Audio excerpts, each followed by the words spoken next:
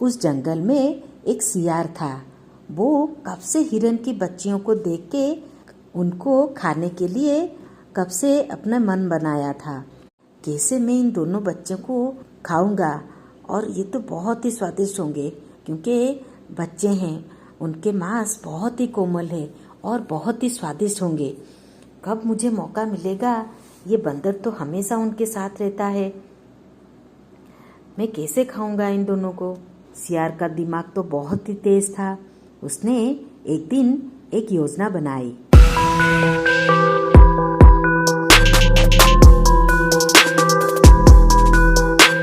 और भागते हुए गया।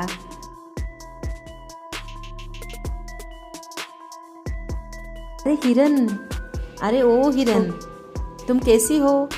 हाँ मैं ठीक हूँ, तुम कैसे हो? हाँ मैं बिल्कुल ठीक हूँ। अरे तुम तो इतनी दूर चली आती हो घास खाने के लिए, घर में बच्चों को अकेला छोड़ आती हो। तुम्हें चिंता नहीं होती बच्चे क्या कर रहे होंगे?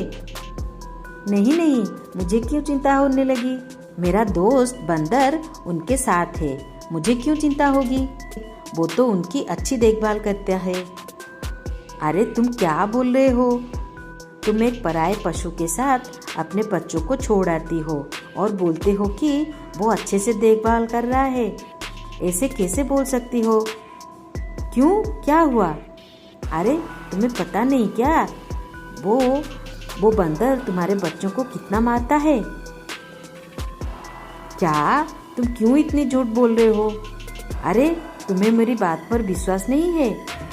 चलो चलो अभी मैं दिखाता हूँ। इसी तरह वो सियार हिरन को लेके उसी के घर में आया।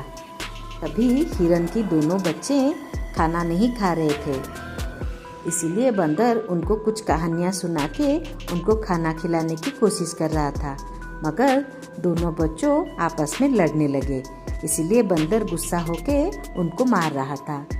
तभी हिरन ने देखा सचमुच बंदर तो मार रहा है।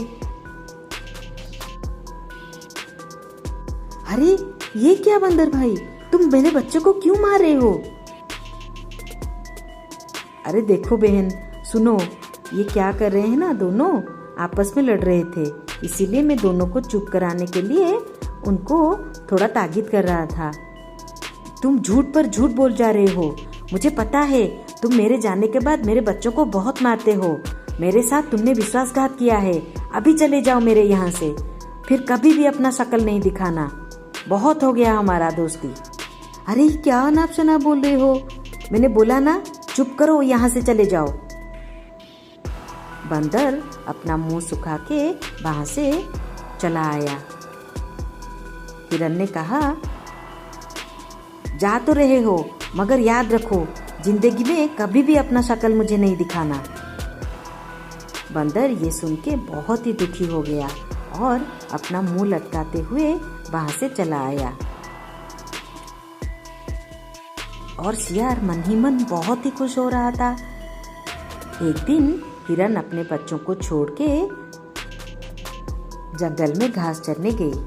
तभी यार उसी मौका को कब से ढूंढ रहा था। अरे वाह, आज तो मुझे बहुत ही सुनहरा मौका मिला है, ये बोल के वो तुरंत ही हिरन के बच्चों को ऊपर झपट पड़ा। एक को उसने मार के खा लिया और दूसरे को खा ही रहा था कि तभी हिरन लौट के आ गई। अरे ये क्या कर रहे हो, तुमने मेरे बच्चों को खा गए। अरे ये क्या कर रहे हो, तुम मेरे बच्चों को मार दिया, उसको खा गए। अरे ये क्या, ये कैसे आ गई? अभी मुझे क्या डर है, अभी मुझे कुछ भी डर नहीं है। अरे तुम तो इतना बुद्धू हो, तुम तो मेरी बात में फंस गई और बंदर को भगा दिया। मुझे तो इन दोनों बच्चे को खाने की कब से इच्छा थी और मुझे तो एक सुनहरा मौका मिला, मैं उसे क्यों छोड़ता। क्या तुमने मेरे साथ इतना बड़ा धोखा किया?